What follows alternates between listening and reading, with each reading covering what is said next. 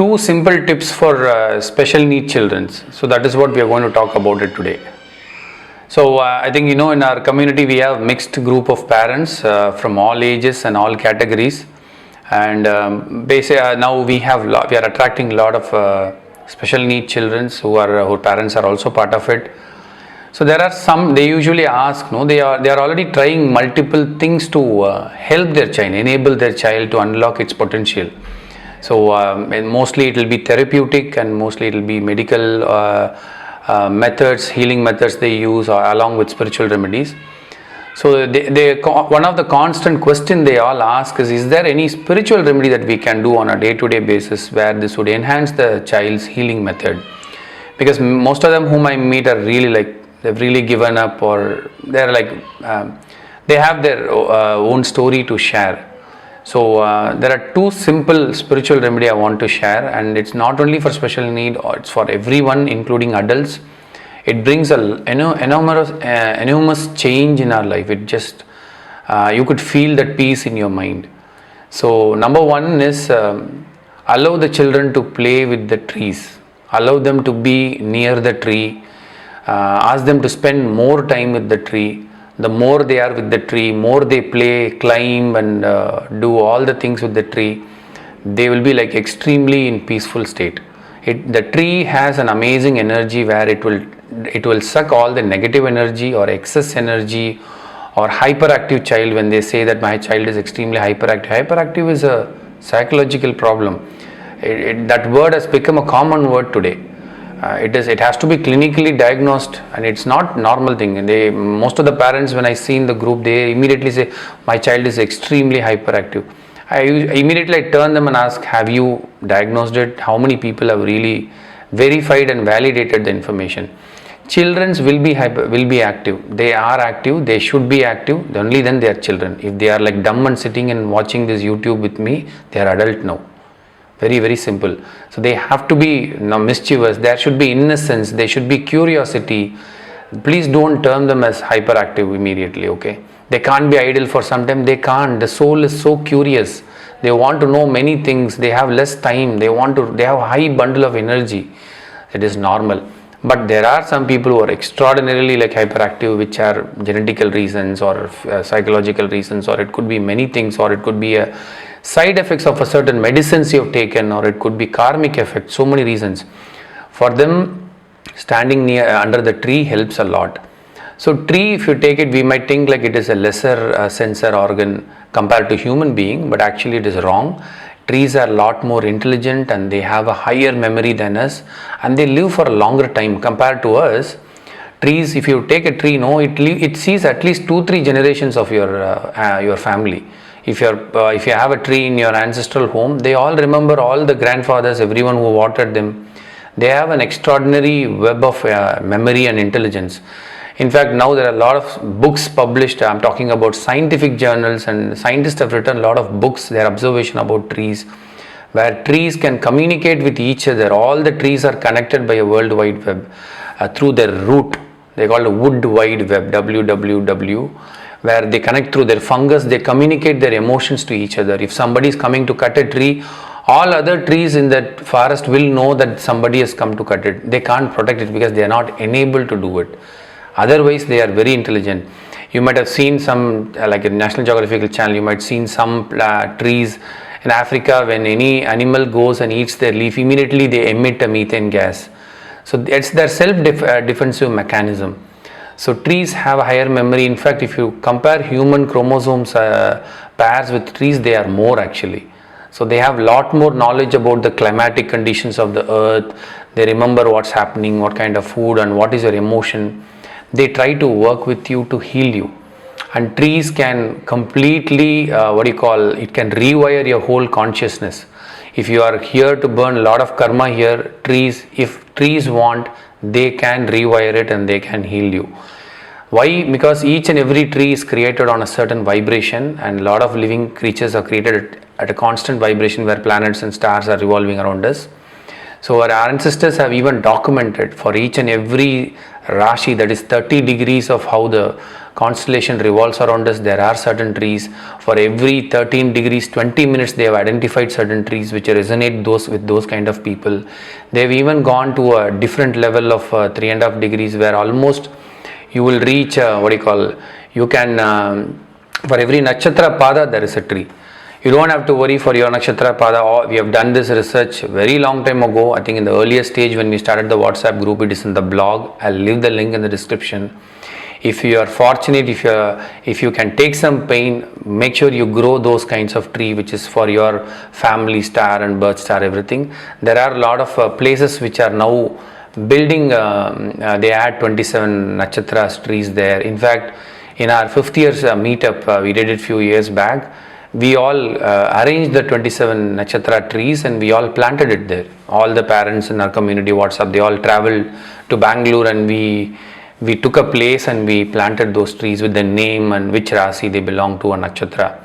So when you are with your nakshatra tree, it gives you a lot of energy because it knows exactly what you want. For example, your mother knows more. Nobody else knows more than you, right? Mother knows more about you. But your auntie will know less about you, but she will do good things to you, right? Maybe your neighbor would know even very less than your auntie. So she will do good, but not how your mother gives. So like that, these nakshatra trees are like pada trees are your mothers. They know exactly what you want. They have those hormones in them which they can produce and heal you. If you don't have access to those things, any tree should be fine. Like they are the neighbor compared to that example. So they will be there to give you something or the other things. They will always be healing to you. So make sure you spend more tree, plant more trees, spend time whenever you get. You would have seen many enlightened souls, they all get enlightened under the tree because the tree has made a huge process in them. That is why in olden days, whole Gurukul session was happening under the tree. They never constructed, they had all the key, even the kings and the queens who live in a very luxurious palace, they'll send their children to Gurukul, they'll be under the tree only because they know trees connect with your conscious so easily. Even if you're feeling so anger or you feel like suddenly draining, you feel tired or you feel like you want a change in your mind, one option is you go to sleep and you wake up, you'll be fine, or meditate. The third easy option is go and hug the tree or just sit near the tree, sleep under it for 5 to 10 minutes. You will feel that energy. I did a specific workshop on the herbal trees and how to seek their permission and meditation with the tree. People all sense the tree. The tree was communicating with them. If you ask a question, tree would definitely give you an answer. The older it is better it is. So be with that and go with the traditional varieties of tree which has seeds which will produce offspring, not with the hybrid version which doesn't produce offspring. You will have to depend on a farming industry to plant it. So that is one. And the number 2 part which I want to tell you is take them to a lot of Siddha Samadhis or enlightened people Samadhis who are where an enlightened soul who has left his body, that place has an amazing energy. So in fact we also did this one trip to Pondicherry. Pondicherry is very unique compared to other cities and it has maximum Siddha Samadhis as of I know. There is no city which has more Samadhis. At least I know at least 40 plus Siddha Samadhis are there and I am discovering every month a new Siddha Samadhis here. Many people, even localites, don't know that was a Siddha Samadhi.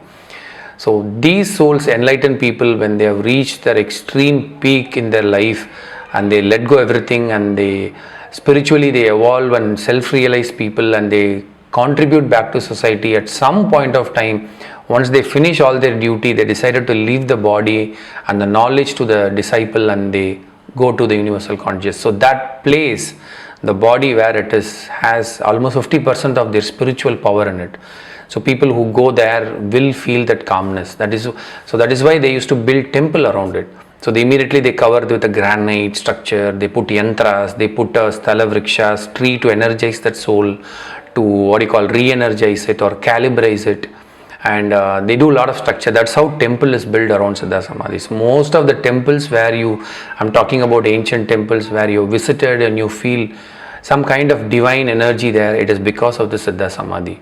So whenever you go ask what is the Siddha Samadhi here, they will definitely tell you. It will be somewhere in the corner. See, even in that place people come, no, these Siddhas are so selfless people, they don't want people to come and worship them.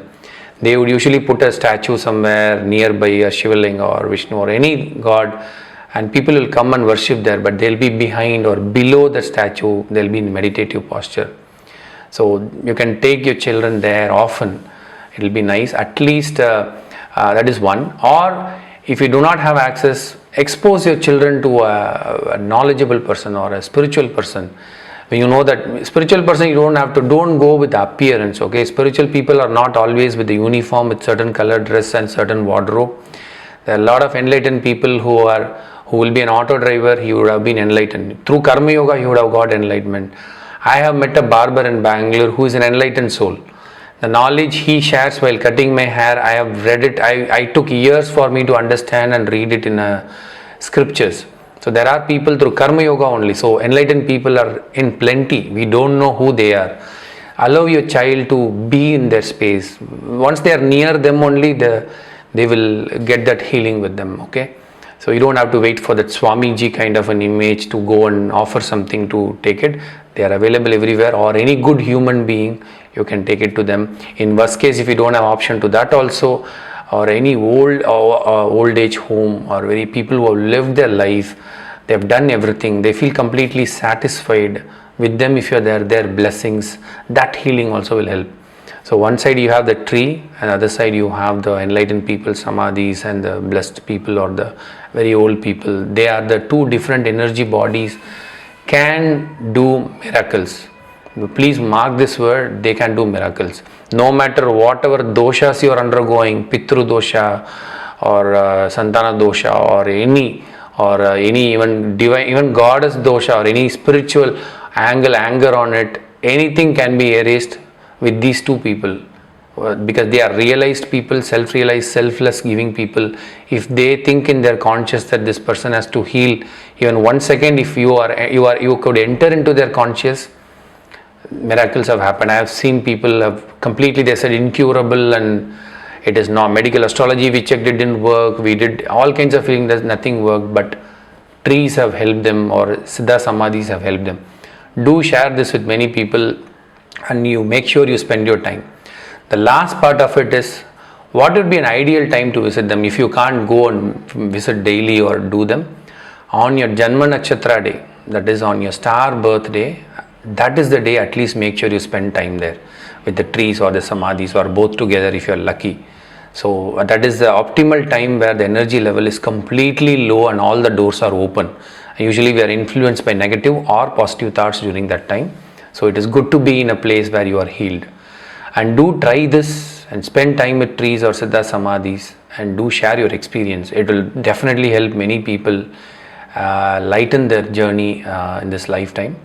I hope this small tip would help you. I'm sorry the video went long. It is quite an interesting topic, and I'm very passionate about these things.